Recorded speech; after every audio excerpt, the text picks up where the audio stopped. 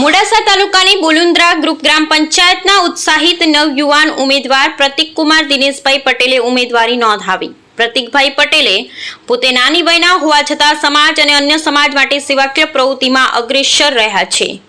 વિનમ્ર, શિક્ષિત યુવા અને ઉત્સાહિત ઉમેદવાર સશક્ત પ્રતિનિધિત્વ ધરાવતા હોવાને કારણે સરકારની વિવિધ યોજનાઓનો મતદારોને સીધો લાભ મળે તેવો પ્રયત્ન કરશે।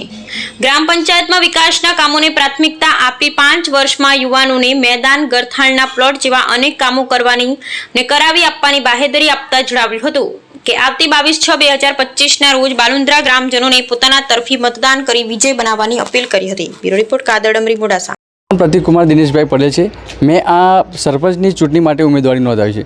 મારો મુખ્ય ઉદ્દેશ્ય ચૂંટણીમાં ઊભા રહેવાનો એ હતો કે ગામ લોકોને રોજગારી, ગામના વિકાસનું કામ થાય, ગામના જે આદર્શ ગામ બનવું જોઈએ એ માટે પ્રયત્ન કરવાનો એક મારો પહેલાંથી સંકલ્પ હતો।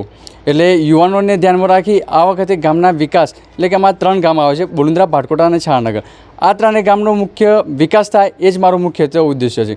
3 ગામમાં રોજગારી, 3 ગામમાં મનરેગાના કામ થાય, 3 ગામમાં વિકાસના કામ થાય, 3 ગામમાં રોડ, રસ્તા, ગટર લાઇન, શિક્ષણ કે સ્વાસ્થ્ય, આ બધી જવાબદારી સારી રીતે અમે કરી શકીએ એ માટે મેં ઉમેદવારી નોંધાવી હતી। એટલે ભવિષ્યમાં જો અમે અમારી સરપંચ તરીકે હું જો આવીશ તો આ બધા વચનો હું પૂરા કરવાની અને મારો જે સંકલ્પ છે એ પણ પૂરી કરવાની હું ખાતરી આપું છું। આમાં વિકાસ રૂંધાઈ રહ્યો છે, એના માટે આપ 5 વર્ષમાં સરપંચ તરીકે આવો તો આપ શું કરીશું?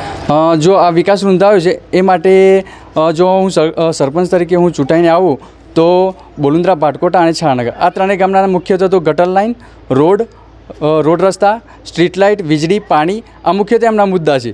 એ બધા મુદ્દાઓ સોલ્વ કરીશ। તેમજ અમારા ગામના મુખ્યત્વે 3 ગામના પ્રશ્નો છે કે પ્લોટિંગ ના મળ્યું। આ લગભગ ખાસા વર્ષોથી પ્લોટિંગની રાહ જોઈને જે લોકો બેઠા હતા એમને પણ મારી ઉપર ખૂબ જ આશા છે। એટલે એ પ્લોટિંગની પણ આપણે વ્યવસ્થા કરવાનો પ્રયત્ન કરવાનો છે। તેમજ સરકારના જે મકાન માટેના જે લાભો મળતા હોય છે એ લાભો પણ સારી રીતે ઘરે ઘરે પહોંચાડવાનો અમે પ્રયત્ન કરીશું।